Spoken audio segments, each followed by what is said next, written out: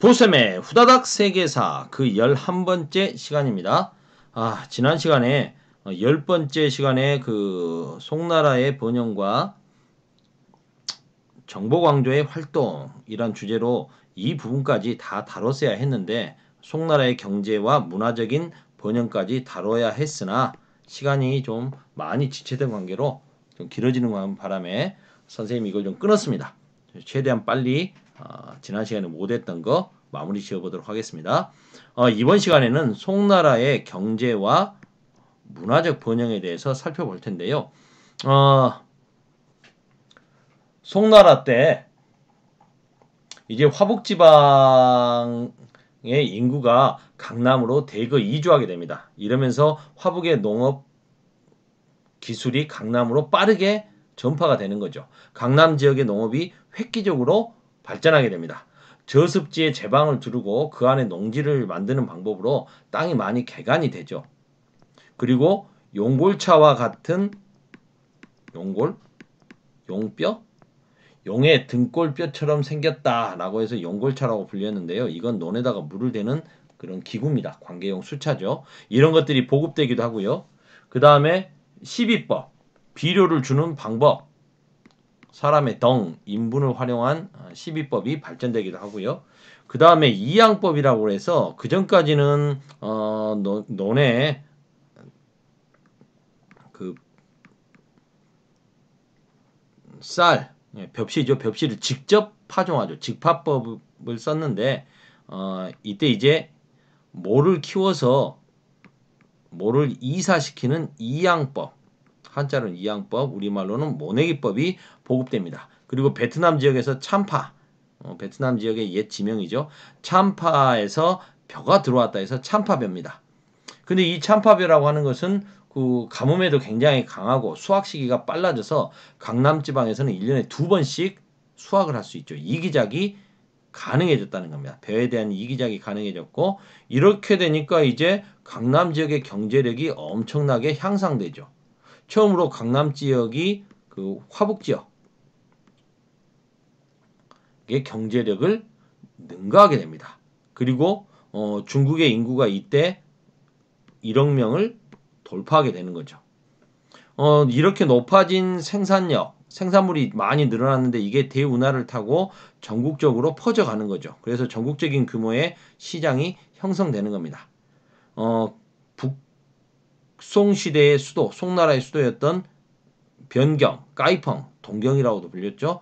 이라든가 그 남송의 수도였던 항저우, 이만 같은 경우에는 인구가 100만 명이 넘는 대도시였습니다. 송나라가 이제 중국을 통일하고 나서는 당연히 화폐를 이제 통일해야 되겠죠. 그래서 당나라 말에 그런 문란한 화폐 제도를 정리하고 강남까지 완전히 통일하면서 이 지역에서 썼던 철전 이런 것들도 다 정비합니다. 그래서 화폐를 정비하고 그리고 상거래가 발달하니까 당연히 동전의 주조량이 늘어나겠죠. 근데 동전뿐만 아니라 뭐 이렇게 교자라든가 회자와 같은 우리 교과서에 그림이 있습니다. 무역이 이렇게 규모가 커지면 동전만으로는 안 되죠. 그래서 지폐도 유통하게 되었다. 종이돈, 지폐도 많이 생산되어서 만들어서 유통하게 되었다. 화폐의 보급은 또 이제 상업 발전을 더욱더 선순환, 촉진시키게 되는 거죠. 이래서 농촌에서도 화폐를 사용하게 되고 농산물을 물물 교환하는 것보다 화폐가 더 필요하게 되니까 농산물을 상품으로 파는데도 이 화폐 사용이 또 기여하게 됩니다. 그 다음 그런 말씀을 아까 지난 시간에 그런 말씀 드렸죠. 서하, 탕구트 쪽의 서하가 비단길을 장악하게 되면서 여기다 뭐 지도를 시간도 없는데 뭐 지도를 그려봐 말아. 그래 한번 그려봅시다. 자, 얼른 그려보자면 송나라가 있었고 여기에 요나라가 있었고 여기에 서하가 있었죠. 서하가 비단길을 장악하고 있으니 송나라는 비단길을 통해서 서역과 직접적으로 교역하기는 힘들어졌습니다. 서하를 통해서 중개무역을 해야 되는 거죠. 서하가 그걸로 돈 버는 거고 그렇게 되자 송나라는 이제 동남아시아를 통해서 바닷길로 직접 무역을 하는 방법을 찾게 되는 거죠. 그래서 아라비아 상인들이 바닷길을 통해서 중국으로 많이 들어와서 중국에서 생산되는 차, 도자기, 비단, 서적 이런 것들을 세계 곳곳으로 수출하는 거죠. 그 다음 과거제가 실시되면서 유교적 소양을 갖춘 관료들이 성장했지 않습니까? 뭐 이건 지난 시간에도 살펴봤고요. 특히나 송나라는 문치주의, 그래서 이 과거 제도를 더욱더 강화했죠. 특히 황제 앞에서 보는 거, 전시 이런 것들을 시행하지 않았습니까? 이를 통해서 이제 사대부 계층이 형성됐고 이들은 유교적 소양을 갖추고 있었죠. 그래서 유학이 더욱더 발전하게 됩니다. 이러면서 이제 송나라 때는 성리학이 남송 때 특히 그 주의라고 하는 우리가 흔히 주자라고 부르죠. 그래서 이 주자 성리학은 동아시아 곳곳에 퍼져가지고 큰 영향을 끼치는데 특히 우리나라에 절대적인 영향을 끼치죠. 조선하면 성리학의 나라 아닙니까? 조선에서는 그래서 공자보다 이 주자를 더 높게 쳤습니다. 그럴 정도로 이제 주자 성리학이 조선에서는 빅히트를 치게 되고 나라를 다스리는 통치 이념까지 되어버리죠. 큰 영향을 끼쳤던 이 주위의 성리학이 남송 때 이제 집대성됩니다. 주위에 의해서. 여기서 잠깐 유학의 그 발달 흐름을 봐야 될 텐데요. 공자, 맹자 하던 유가 사상에서 아시다시피 여러분 어때요? 진시 황제가 중국을 통일하고 나서 분서갱유로 유교 관련된 책을 다 불질러버리고 유학자들을 선비들은 땅에 묻어버렸지 않습니까? 하지만 한나라 때 유학이 국교가 되면서 이제 다시 발전하게 되죠. 그런데 유학 경전도 학자들도 별로 없으니까 남아있는 경전들을 모아서 자구 해석에 집중하죠. 이게 훈구학 아닙니까?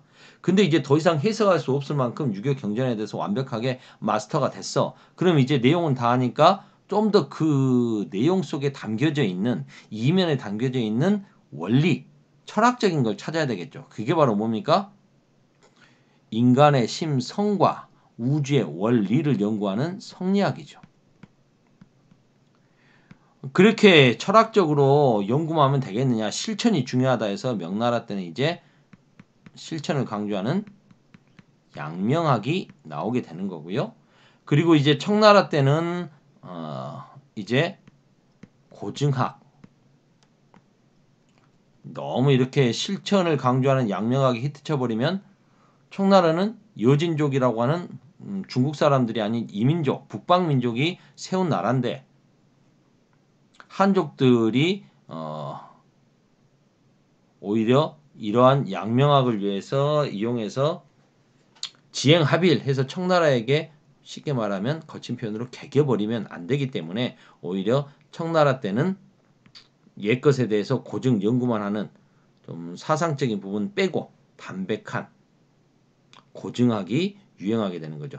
정치 사상적인 내용을 뺀. 그리고 청나라 말에는 서양 세력들이 들어와서 또 위협을 하게 되니까 다시 한번 실천이 강조되죠. 그래서 원시 유학에서 실천적인 내용, 개혁적인 내용을 강조했던 공양학이 유행하게 되는 겁니다. 이런 흐름, 유학의 흐름 이런 것들은 좀 알아두시면 좋을 것 같습니다. 남송은 송나라 남송 때 주자 성리학이 정리됐다. 이건 이 성리학의 성격에도 큰 영향을 끼치겠죠. 중국 사람들 입장에서 한족 입장에서는 북방 민족에게 계속 얻어 터지고 있었지 않습니까?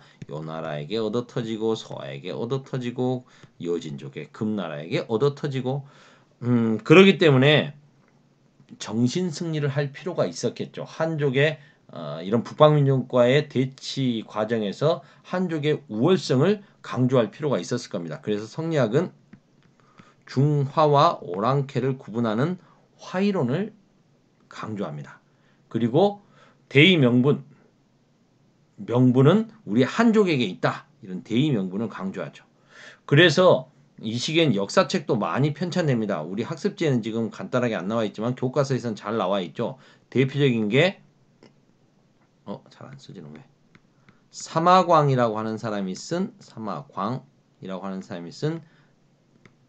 자치통감이죠.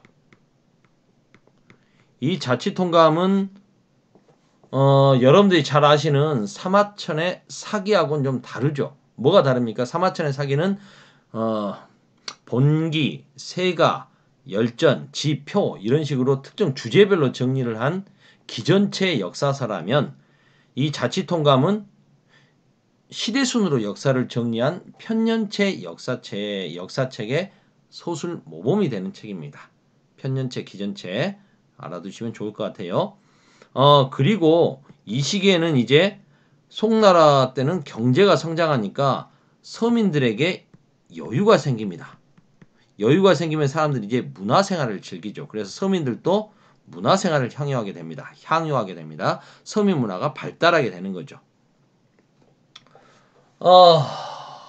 경제가 발전하게 되고 도시를 중심으로 서민 문화가 발전한다. 상업활동에 대한 규제가 풀리고 야간의 통행 금지 이런 것들이 사라집니다. 그러면 도시도 밤낮으로 사람들에게 붐비겠죠. 도시 곳곳에서는 서민들을 상대로 한 오락시설들이 발달하게 될 겁니다. 여러분들 저는 어서와 한국은 처음이지라고 하는 프로를 굉장히 좋아했는데요. 요즘 코로나 때문에 외국 사람들이 우리나라에 잘 못 와가지고 요즘도 이 프로를 하는지 모르겠습니다만 제 방송은 자주 봅니다. 근데 외국 사람들이 우리나라에 와서 제일 놀라는 게 자신들은 치안이 좀 불안하기 때문에 밤에는 잘 안 돌아다니고 가게들이 문을 닫죠. 밤이 너무 깊어지면. 근데 우리는 어떻습니까? 24시간 서울은 불야성을 이루고 있죠. 치안도 안전하고요. 그러니까 이렇게 놀기 좋은 곳 천국이 없죠. 그걸 한번 떠올려 보시면 될 것 같아요. 송나라의 도시들은 밤새 이렇게 불이 켜지고 사람들은 오락시설에서 즐겁게 노는 거죠. 만담, 고개, 인형극, 서커스 이런 것들이 이제 전문 공연단에 의해서 성행하게 됩니다. 농촌에서도 전기시장을 중심으로 배우들이 연극을 하게 됩니다. 이런 모습을 잘 보여주는 게 맹원로라고 하는 사람이 쓴 동경몽화록이라고 하는 책. 동경은 당시 북송의 수도였던 송나라의 수도였던 까이펑, 변경의 다른 명칭이 동경입니다. 여기에 보면 이제 사람들이 얼마나 밤에 재밌게 놀고 있는지가 잘 표현되어 있고요. 그 다음에 장택단이라고 하는 사람이 그린 청명상하도라고 하는 그림. 갑자기 선생님이 중국에 놀러 갔다고 하면 안 되지. 역사 선생은 답사 갔던 기억이 나네요. 상하이에 갔더니요. 이 청명상하도라고 하는 그림을 디지털로 복원해 놓은 특별 전시장 같은 게 있더라고요. 우리 돈으로 한 5만 원 정도 보고 들어갔던 것 같은데 돈이 아깝지 않았습니다. 정말 멋지더군요. 근데 우리나라에 와보니까 그거 다 어디 있어요? 유튜브에 다 있습니다. 여러분들은 유튜브에 한번 청명상하도 치셔가지고 디지털로 복원해 놓은 걸 한번 봐보십시오. 다양한 모습의 사람들이 이제 디지털로 복원돼 가지고 막 활동을 하고 있는 그림들이 나올 겁니다. 그런 거 보시면 그 당시 송나라의 수도 변경 까이펑이 밤에 얼마나 불야성을 이루면서 다양하게 사람들이 막 즐기면서 살았는지가 잘 보일 겁니다. 활발한 경제 활동이 벌어지고 있었음을 잘 확인할 수 있었습니다. 이렇게 문화가 성행할 수 있었던 근본 원인 농업 생산력의 발전이죠. 강남 지역의 경제력이 이렇게 늘어나게 되고 농업 생산력이 이렇게 발달하게 되니까 상업이 발달하게 되고 대운하를 통해서 왕래하면서 전국적인 규모의 시장이 형성되고 그런 상업 도시들의 성장은 당연히 그 도시의 서민문화 발달로 이어지게 되는 것이죠. 여기까지 해야 될 것 같네요. 오늘은 여기까지 후다닥 15분 내에 끝냈네요. 더 빨리 끝낼